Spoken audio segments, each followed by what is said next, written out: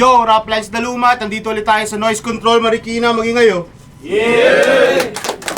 Yo, syempre, shoutout syempre sa Pray For Us, sa Real Jokes Clothing, sa Linya Linya, sa Crown Manila, at sa lahat pa ng sponsors na hindi nabanggit, Declassified, Printing Near Me, yun. Yeah. Sa kaliwa ko, galing pa ng Balot Tondo. Magingay, para kay Vince Olmay. Palakpak ka muna doon, di mo pa to panahon. Papalpak akong ganon, hinto kayo sa ngayon. Sa salpak sa kahon, sino ba tong tatakon? Sa lapag ka muna dong, dito na yung paraon. Almighty Balot Tondo, Bargain, Nemesis. Sa kanan ko naman, galing pang Antipolo, magingay, para kay Dritch.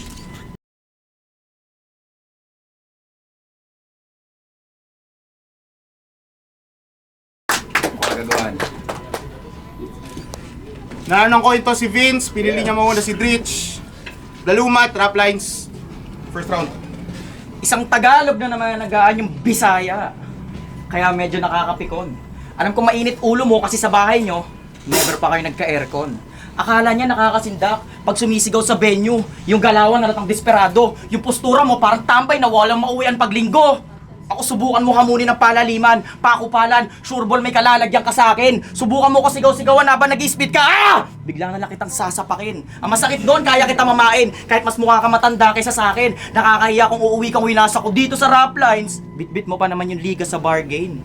Ang yabang sobra, nung nanalo sa liga na puro sinyo-sinto, malas mo, tinapat ka sa kwago kung saan ako mismo magbubukas sa'yo ng pinto. Diretso agad yung punto, wala ng preno. Ganyan gumamit ng puso. Wala kang marinig na tabi-tabi po, iihian kita bigla. Nuno sa punso.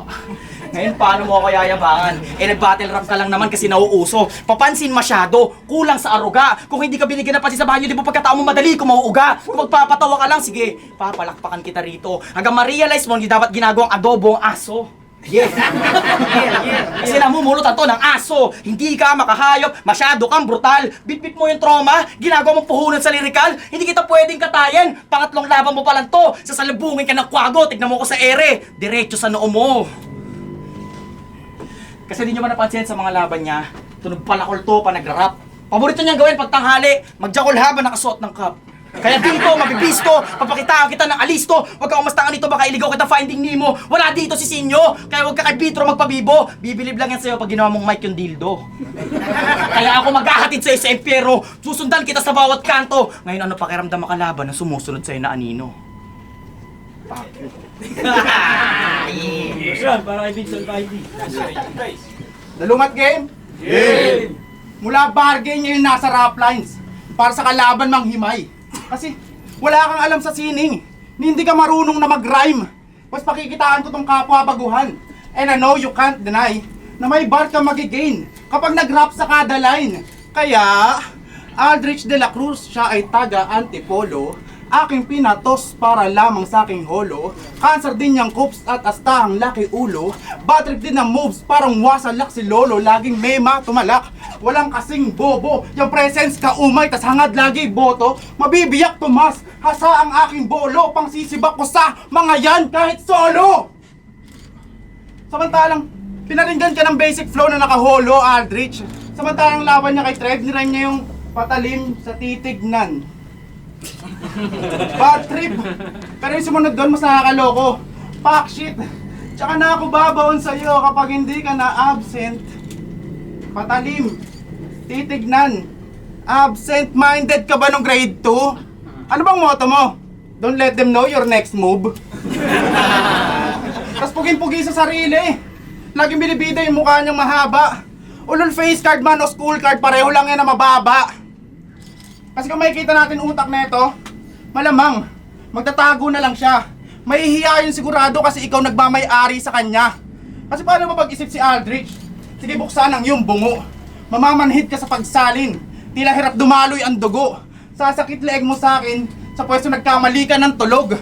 Talo ka pababa na hihilahin, parang damit lang ng busog. At nung akba nang hihiwain, sa loob ay tila may tumulak. Sa pagbuklat laman ay waring, singgaan lang din ang bulak. Parang munggo na mahiyain, kumaripas na magulat. Ngayon Dritch, alam na namin paano tumakbo ang iyong utak. Pero kahit tapos na ang hangarin, tuloy pa rin sa pagbakbak. Yung ginawa dyan sa mahangin, tila di naging sapat. Total pugi-pugi ka sa sarili, alisan niya ng balat. Hubaran na parang saging nang walang mukhang maiharap. That's one for me, bitch. Ayabang, kala mo talaga pumupugot. Samantalang nakita ka sa CCTV kanina, kumakain ka ng kulangot. Tsaka ingay mo, kamukha mo yung mga tambay na pinapatayan ko ng computer. Ganito yung tsura ng rapper kapag galing sa TikTok shop. Isa ka sa dahilan ba't ang daming may akala na madali lang mag-rap. Eh kahit sinong budoy matututo mag-written, basta ganyan magsulat. Ano ba akala mo, Brad? Pag nakasali ka dito sa rap lines, kukunin ka na sa tupad? Sakto wala si Beat, sakto tinitigasan si Beatroom. Tangina mo, tuwad. Nung tryout siya sa bar game, silid niya si Saint Ice sa icebox. Bullshit na to. Eh kahit isilid mo yung si Saint Ice, kalbo pa rin si Bato. Tangina mo, wala ka na kang kalaban, natsuchoke ka pa. Halatang bobo. Kawawa naman si Saint Ice. Sa loob ng cooler, nagpi-freestyle. Paano ba naman kasi nagsilid sa kanya? Fanboy ng hentai. Lahat ng karanasan at storya ng buhay nyo, dadagdag ko lang sa ginagawa kong aklat. Tignan natin kung sinong babakat. Maaaning ka sa tawan at mga taong pumapalakpak sapagkat lahat na maitatapat sa akin magtataka kung paano ko ginawa ng sulat. Tuturuan kita umatake, Vince. Hindi tirang bahala. Pa-almighty ka pa sa pangalan. Tangina mo, Bisaya! Ganito siya magsulat. Ako si Vince Almighty! Green! Tapos ka na tumae, mahaba pa rin. Yossi ka pala, hindi kami na-inform. Malibog ka kasi kaya pwede ka sa cigarettes after porn. Swerte mo, pinagandaan pa kita. Kahit 2 linggo lang yung binigay. Yung sulat mo matagal na nakatago. Ngayon pa lang nag-iingay. Kung para sa'yo, battle na to. Para sa akin, lamay. Bawat bara ko malamig, parang hinugot na bangkay. Sabay ngayon, umaangat. Porket nakahiga ka sa double deck. Pag hinato kita ng Stormbreaker, ito si Vince Almighty mado-double deck. Kasi kadiri kayo repa. Ano ginawa sa'yo ng aso para luwang mo ng atsara? Callback yun. Callback yun. Anong ginawa sa'yo ng aso para luwang mo ng atsara? Wala kayong konsensya. Ultimong asong may galis, ginagawa niyong kaldereta. Palibasa, sanay ka kumain ng pagpag. Pag yung shota mo walang customer, kunyari nag-aantay lang ng taxi, sabay tatanungin ka ng truth or dare. Okay lang sa'yo maging walker siya, kasi di mo naman siya kaya bilang ng teddy bear. Samantalang ako, pag nakipag-sex, meron pang aftercare. Sinabi ko, Vince Almighty! Sabihin niyo, Budoy! Vince Almighty! Budoy! Vince Almighty! Budoy! Alam kong hindi ka pa masyado nadadarag, kaya ako na dito yung mambabadibag. At huwag mo na rin kalimutan isa ako yung sarili mo para makatikim naman ako ng pagpag. Budoy! Para mabanat para kay Vince. Ano, nadadamay pa ng shota. Porkit patay na mama niya. Huwag ka magalala. Susunod ka na mamaya. Round to game? Game. Sa 4 na laban yan nasa YouTube, panay reklamo niyan. Laging may reklamo sa match-up. Eh malakas ba yan? Laging binibida yung 2 battle niya sa isang buwan. Tanong ko lang, gaano ba kahirap kumabisa ng mga linyang walang laman? Kasi ako, pangatlong laban ko pa lang to sa mundo ng battle rap. Nung pangalawa kong laban, kailan lang? Mismo si Tipsy D napahanga sa aking craft. Ano, tunog mayabang ba? Parang bigla naging 7 feet ang aking height. Tama naman ang aking niyabang. Kaya may bragging rights. Ikaw bilang patunay na bobo ka, sabi mo kay Mischievous, kaya ito ang balita ko na bad news. Balita na bad news. Nasipa ka na ba ni Righteous? At least speaking of Righteous One, sino dito nakapanood nung kumulo yung laway niya sa laban? Kasi kung yung laway niya kumulo, pas yung bibig mo bulaan. Kasi sa lahat ng nakakalaban nito, lagi niyang pinagbibintang ang manyak. Katulad kanina. Lagi niyang pinagbibintang ang manyak. Samantalang ikaw yung puro lang kawastusan, mga laman ng mga banat. Kasi wala daw siyang modo. Kinantot niya daw si Amihan. Itong may H sa pangalan, kating-kate. Parang sinaniban. Kasi itong...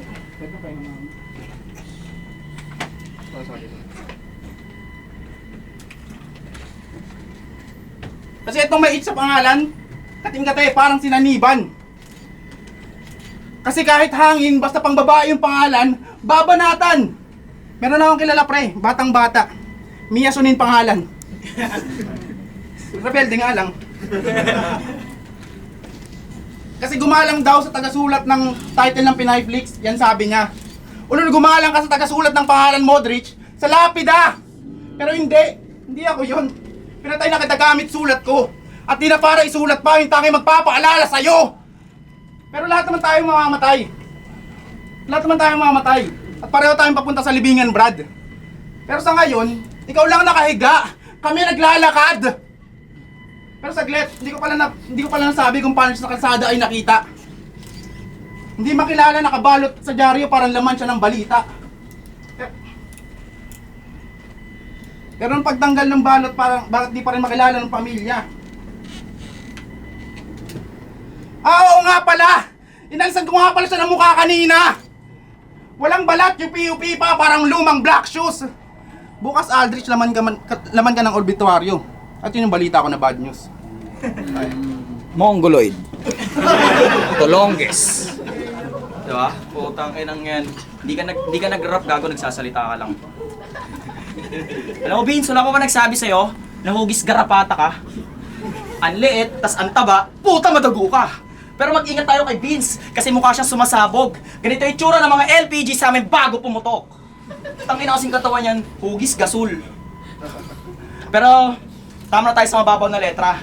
Oras na para sumeryoso. Minsan ko lang sasabihin to pero pagkatao mo komplikado. Didiretsohin na kita bago pa ako tumapak ng preno. Oh shit. Kaya ko magpanggap na pulis tas kunyari totokhangin ko tatay mo. Kasi matagal na ako nag-exist. Ngayon ko pala naisipan lumabas. Parang alien sa Area 51, ngayon mo pala makikitang lalabas. Mang-asar ka na lang sa gate, parang batang di pinalabas. Ngayong gabi, papakita ko sa inyo kung paano to magpas. Rap Lights Game! Yeah! Tangina, intro pa lang yun. Ibabalik kita sa tondo kung saan wala kang magandang kinagisnan. Lalamunin ko planeta mo parang ginawa ni Galactus sa kalawakan. Kasi kung totoong tao ka talaga, dapat di ka nakalak ng profile. Totoong tao ka pala eh. Dapat hindi ka, totoong tao ka pala eh. Pwede ka na ialay. Wala akong pakikay, papang-atake mo sa akin yung mga mahal ko sa buhay. Pinupuno ko yung estilo mo para magkanong ka na kahanay. Yung tagapin mo pagkakamali mo, yun ang pinakatagumpay. Sayang lang yung karanasan mo kung di mo kaya isabuhay. Humihiling sa Diyos ng time travel para malinis sa nakaraan maiwasan. Pero hindi na mababago ang nakasulat mong kapalaran. Dahil ang kabiguan mo, yun ang nakatadhana mong maranasan. Sa mga walang kwentang tao, sana kayo na lang yung may kapansanan. Kanginang yan. Sana kayo na lang yung may kapansanan. Ah, shit. Kapansanan. Sana kayo na lang yung may kapansanan. Ang ina mo kasi, laki mo eh, mukha kang tanga eh. Sana kayo nalang may kapansanan. Shit, wait. Tapos ang laki pa masyado, parang tanga lang. Yung pormahan mo kang gago. Yung mukha mo, mukha kang luma, hindi ka mukhang bago. Sana kayo nalang may kapansanan. Sana kayo nalang may kapansanan.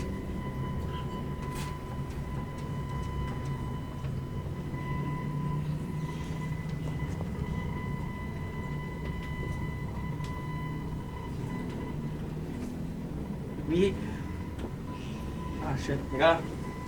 Kaya. Wait lang ah. Mongolid ka naman eh. Okay lang yan. Hindi ka naman importante. Gcash lang. Shoutout muna kay Jelix Castro. Happy birthday sa'yo. Tapos...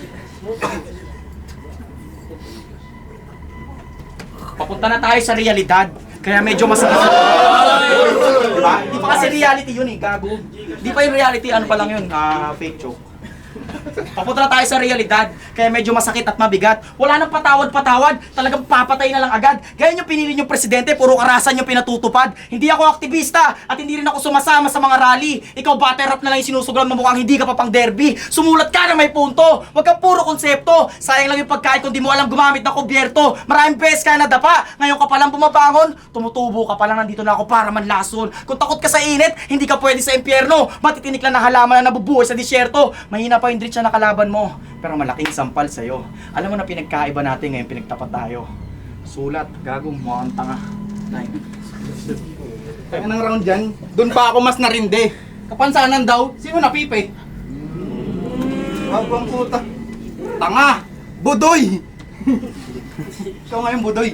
Kasi nung round 1, tinalakay natin kung paano gumagana yung utak niyang cancer. Nung round 2, binalik sa'yo yung mga bintang mong kamanyakan sa kapwa battler. Ngayon ihanda mo yung puso mo sa susunod kong ia-angle. Kasi pag-uusapan naman natin yung prinsipyo mo bilang rapper. Round 3 game? Game! Kasi sa round 2, kay Mischievous, ganito ang kanyang sinabi. Kung puro ka lang paglalahad ng peking detalye, makipagchismisan ka na lang sa kalye. Ayos naman yung gusto mong ipabatid. Kaso biglang sabi mo sa round 3, anong pakiramdam na yung magulang mo magkapatid? Inang yan.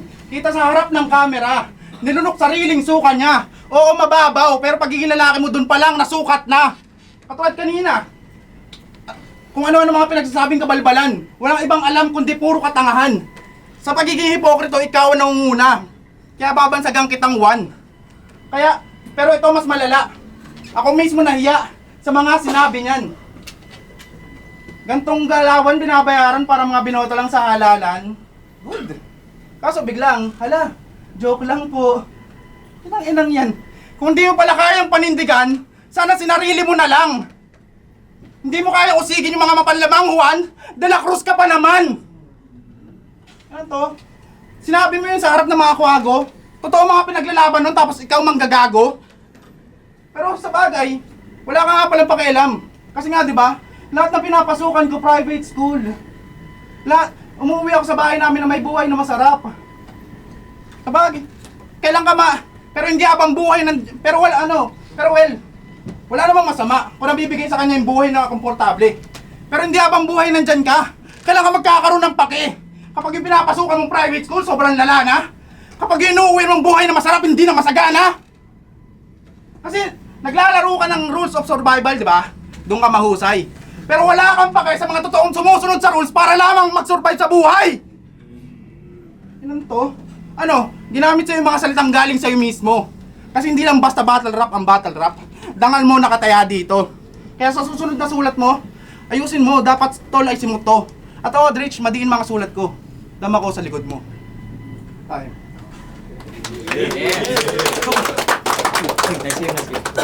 Yo, Rap Lines Dalumat!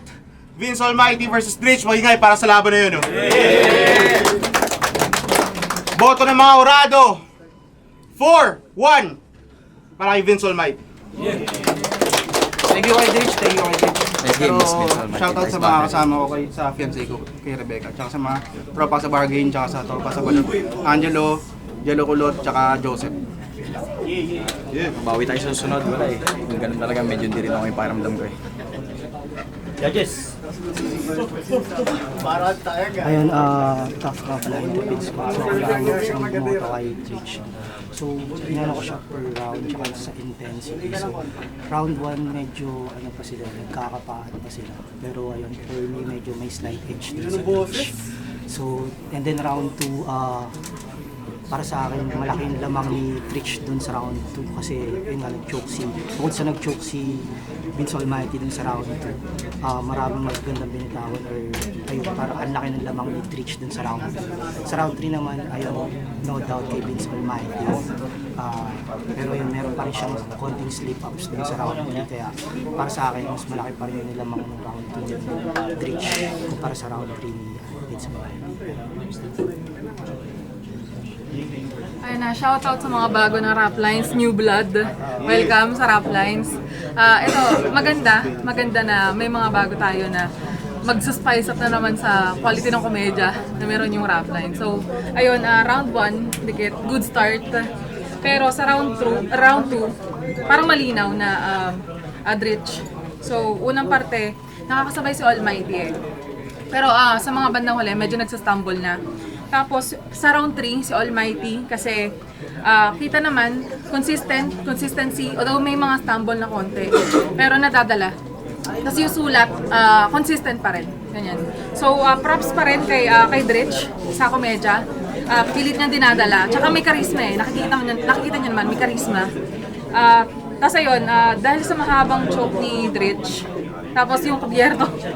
Anyway, solid rebuttal ni Almighty sa round 3. Boto ka doon si Vince Almighty. Yo, Gambit. Magandang laban. Gusto ko pa rin yung nakita kong performance sa dalawang rappers. Pero round 1, parehas pa silang nagpapainit. Mas nagustuhan ko yung, mas naging preference ko yung mga letra ni Vince Almighty pero mas malinis na deliver ni Dritch yung pyesa niya. So medyo tabla pa rin sila sa akin doon.